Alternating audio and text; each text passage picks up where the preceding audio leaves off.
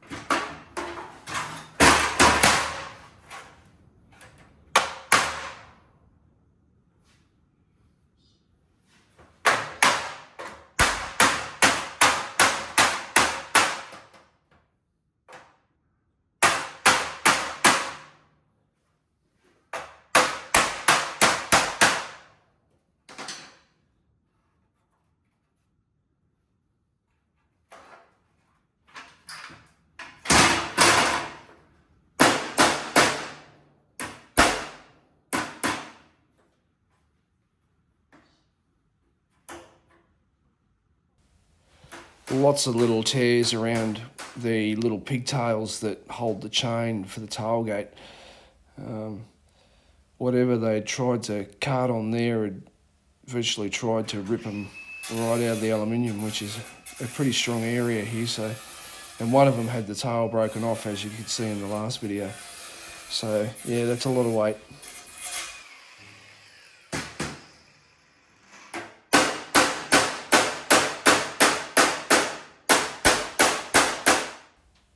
One of the things you pretty well find out when you're out mucking about with early cars and that, like I have over decades, Land Rovers has just been one of them. But once you get out there on those stations and out on those remote farms and all that sort of stuff, you realise that you've got Australian design rules for cars and all that sort of thing, and then you've got farmers' design rules, and farmers' design rules override everything. They can test vehicles to breaking point like the Australian design rules can't.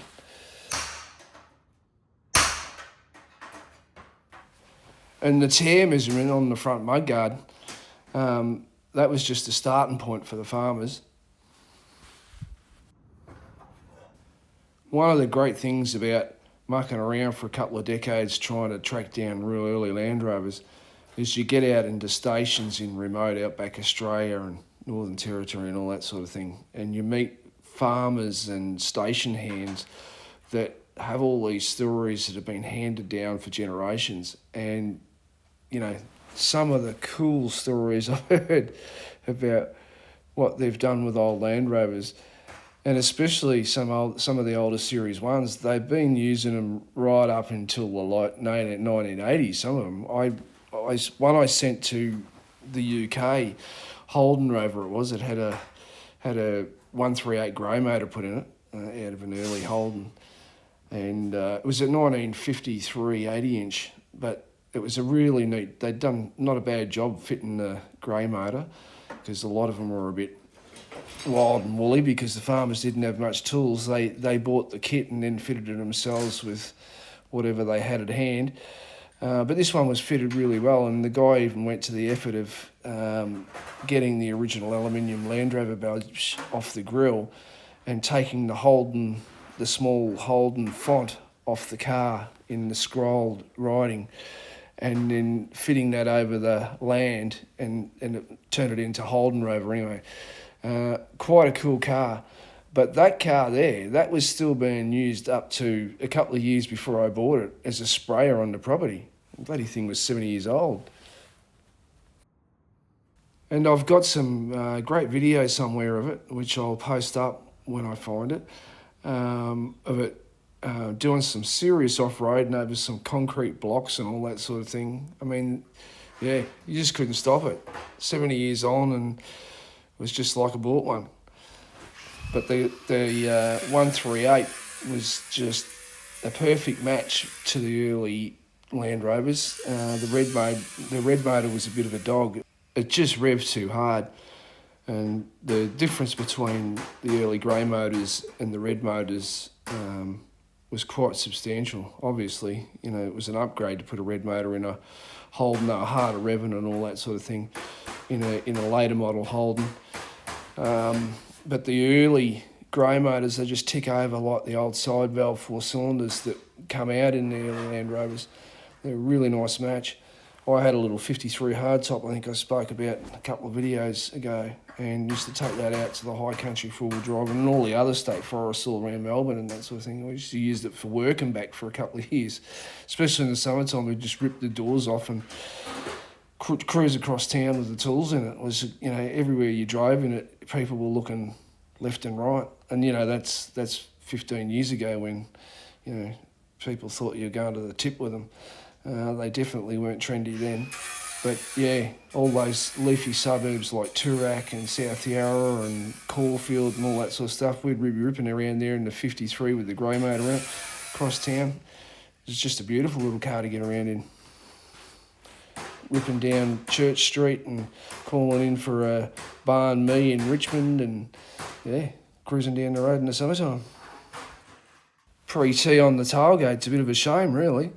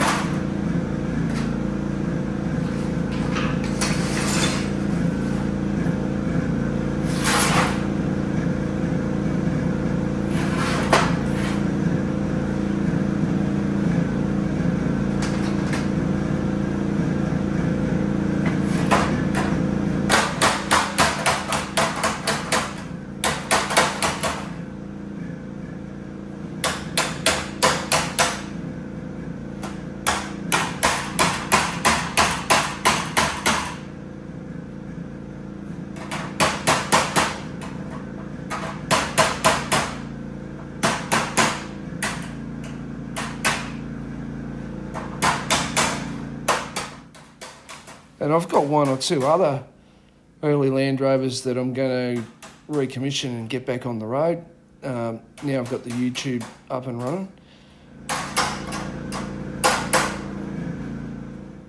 And I might have to mosey on down to Orbost, because I hear there's a guy down there, he's got an early 80-inch as well. I hear he makes a pretty good cup of tea. So there's a bit of a journey, straight over the top of the high country.